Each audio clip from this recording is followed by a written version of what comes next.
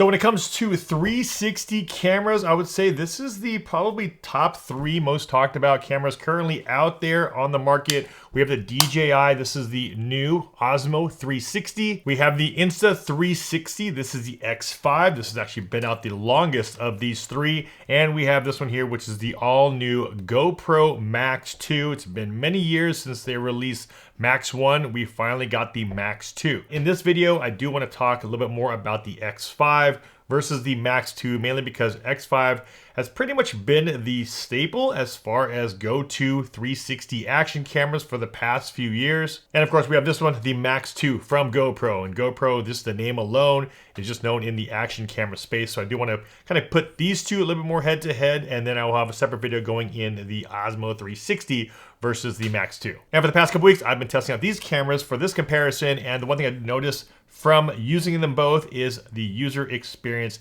definitely is much different on these, and that's, I think, one of the main points I do want to talk about today. But of course, we'll still talk about all the other stuff, size, weight, quality, all that good stuff. We'll start talk about it in here, but the one thing I did notice, user experience definitely was different when using these two cameras. First thing we'll get out of the way is price. The X5, it's the 360 X5, comes in at $549, while the GoPro Max 2 comes in at $499. Next, let's talk about design and weight. And as you can see here, even though they are both 360 cameras, you can see that form factor definitely is much different. We have a taller camera here with the X5. We have a shorter, kind of fatter camera here on the Max 2. So when I did have it on a longer stick, I did like the form factor of the X5 a little bit better. However, when I was mounting this to my chest and also to my helmet, I did like the kind of more shorter, compact size of the Max 2. Now, when it comes down to weight, the X5 comes in at 202 grams. And I do have the extended battery on here, which is that orange seal one, and I believe that might be 1 gram heavier than the original battery, but it does come in at 202 grams. The Max 2 comes in at 195 grams. Jumping back to the design of the cameras, both of them have this rubber feel on the outside, which I actually do like, just because if you're out there and if it were to get wet, I feel like I have a little bit more grip with these cameras compared to something like the Osmo 360. As far as mounting options go, both of them have quarter 20s at the very bottom, and they do support a quick release mount. Now, the X5 has the same quick release mount that you can use if you have something like the Ace Pro 2. However, this mount does not work with some of the other cameras from Insta360. And that's a fairly similar story that we have on the GoPro. The Max 2 does have the quarter 20 at the bottom. The one thing I do like about GoPro is that it has built-in feet, that 2-prong system here, mounting system that GoPro pretty much started way back in the day. And what's nice is that they also offer the GoPro quick release, which they released on the GoPro Hero 13. So when it comes down to mounting, GoPro does have that extra option here. Next, let's jump into probably the more important stuff, and that is the image quality coming out of both of these sensors. When it comes down to sensor size, we have a dual 1/2.3 inch sensor on the Max 2, where here on the X5, we have a dual 1/2.8 inch sensor, which is a larger sensor compared to the Max 2. Having a larger sensor does gather a little bit more light here on the X5 compared to the smaller sensor on the Max 2. Now, one of the things that GoPro is mentioning is that we do have a true 8K video that's coming out of the Max 2 in comparison to the X5, which means you're actually getting more active pixels on the Max 2 compared to the X5. However, there is a balancing act because you're getting more active pixels on a smaller sensor versus just a little bit less active pixels here on the X5, but the sensor itself is bigger. So while having that information, as far as the sensor sampling size goes, for me, I just like putting them both out there, putting the footage side by side and seeing kind of which one you prefer best over the other. When shooting in bright daylight, both of the cameras do really well. The one thing that Insta360 has introduced on their cameras most recently is adaptive tone as well as pure video mode, which does allow you to get better quality image, especially during bright days. And then when it comes down to low light, they do have that pure video mode. Both these cameras can shoot 8K up to 30 frames a second. And when we are talking about 8K, just remember, we're not talking about 8K out of one camera. We're talking about a 4K camera here, 4K camera here, same on the X5, 4K. As a whole 360, that does come out to approximately 8K. However, once you reframe the video that you want, that angle or position that you want of that frame, you're then going to be exporting that back out into something like 4K or lower, 2.7 or 1080p. And when it comes down to slow motion, we do have 4K up to 100 frames a second here on the Max 2, where here on the X5, we have 4K up to 120 frames a second. Jumping back to the design of these cameras, and we're talking about these screens right here on the front. On the Max 2, we have a 1.82 inch touchscreen here on the very front, where here on the X5, we have a larger vertical screen that comes out to 2.5 inches. The one thing I did notice on the X5 is that when you are shooting in 360 mode, you can actually preview the footage or see the cameras, what the camera sees, by swiping around just like this. And that was something I got used to on 360 cameras, and that is something you cannot do on the Max 2. While we're in 360 mode here, you can't swipe around. If you try to swipe, it just goes into the next shooting mode. So you can't see if the camera is seeing. Yes, you know it's capturing everything, so you just assume it's going to capture everything.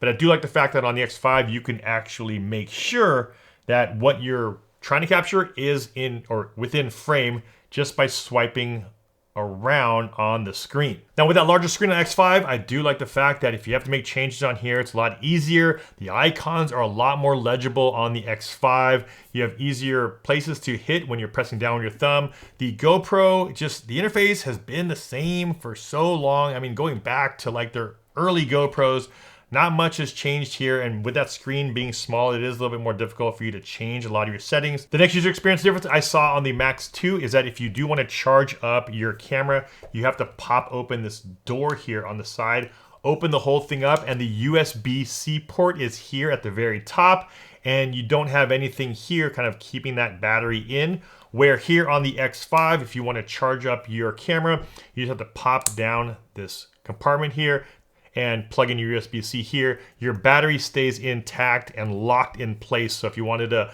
keep an external battery pack here, if you want to run this thing for a long time. And speaking of the batteries, the X5 has a rated 93 minutes of runtime that's shooting in 8K 30 frames a second, and that's rated from Insta360 at 93 minutes, where here on the Max 2, GoPro is rating their battery to run about 62 minutes, shooting 8K 30 frames a second.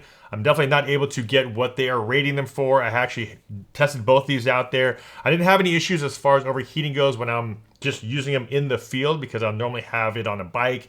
Wind would be going, so I didn't have any issues there as far as overheating goes. And a couple times I actually used them on a longer shoot. I was recording basketball games with them. I didn't have any overheating, again, because I probably stopped them short of them overheating. I was recording for about 15, 20, 30 minutes at a time, you know, stopping it during timeouts and halftime. So I didn't get any overheating when using them in those types of scenarios. But I've definitely seen tests being run where both cameras may run into an overheating issue if you're running them, of course, too long and if you don't have any air circulating around the cameras. Now, the 93 minutes rated from Insta360 X5 is based on their 2400 milliamp battery, which is the one that normally comes with the camera. However, what is nice is that Insta360 does have this one here, which is a 2800 milliamp battery. So you have a little bit more shooting time with the larger battery, where here on the GoPro, they only have one battery size for the Max 2. When it comes down to storage, you do have to insert your own memory card on these. Both of them do not offer any internal memory. Next, we'll talk about the other biggest advantage of these two cameras versus something like the Osmo 360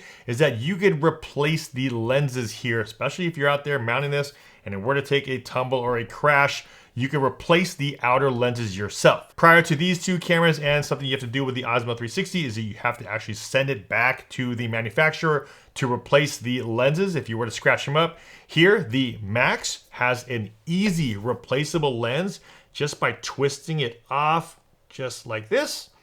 And you just pop it off like so. And you can replace this lens right here, and it actually is a lens. It's not just a cover, which is a really nice option. The one thing you just have to make sure is that you tighten this thing back up, because there's a couple times where I took it off and I tightened it up and I'm like, is it tight? And it's hard to really tell if it's all the way on there. Here on the X5, you are also able to replace it. However, Insta360 has a replacement kit that you have to use to unscrew the lens here on the top. They give you a little rocket air compressor to clean it out, and then you just have to put the new lens back on. When it comes down to taking these cameras underwater, the Insta360 can go down up to 49 feet without any other case. Here, the Max 2 can go up to 16 feet without a case. What's interesting is that both of these cameras, you can't really use them underwater without their actual dome case that they sell. And the one thing is, Insta360 has one. The Max 2, I don't believe they've released an actual 360 underwater housing yet. So technically you probably can't even really use the camera underwater. Also, one thing to note with the GoPro Max 2 is that if you want to add an ND filter on here, I don't know, I went on their website, they don't have any ND filters for this camera at the moment. Here on the X5, we do have some ND filter options. So if you are gonna be mounting your cameras and you wanna have that little bit more natural motion blur, you wanna slow down that shutter speed, you do have the ND filter option as of right now for the X5. I don't see anything here for the Max 2 at the moment. And when it comes down to software, this is where Insta360 just kind of takes over what GoPro is doing on the software side. And the one feature I use the most is that AI tracking option in the desktop studio app. And that's something that Insta360 has, where we do not have that on the app for editing your GoPro Max 2 footage. Because for most of the stuff that I will use, whether I'm tracking myself on a bike, if I'm running, or if I'm tracking a person, I like using the Insta360 app because all I have to do is drag a box across that person or the subject, hit AI tracking, and it'll automatically keyframe all those points to keep your subject in the middle of the frame. Without that AI tracking, you pretty much have to manually keyframe all the way through your timeline and move that position of that subject back into the middle, add a keyframe, back into the middle, add a keyframe, change your easing in and out. It's basically just a longer process for you to do in the GoPro Studio app compared to the Insta360 X5 app. Now, there are some workarounds around it by re-exporting out the footage from the GoPro Max, and then you have to bring that footage back into the Insta360 studio footage, and then you can use Insta360's AI tracking. That's kind of a workaround that I've seen online. That extra layer of editing honestly kind of discouraged me from using the camera because I know every time I'm shooting with it, I know I have 1 or 2 extra steps to do later in post. Next, we'll talk about audio. Now, both of these cameras do have multiple mics all the way around. So if you are using this just as a standard camera and you want to just to vlog with it, the only time you're really gonna get good audio is when you hook up something like an external microphone.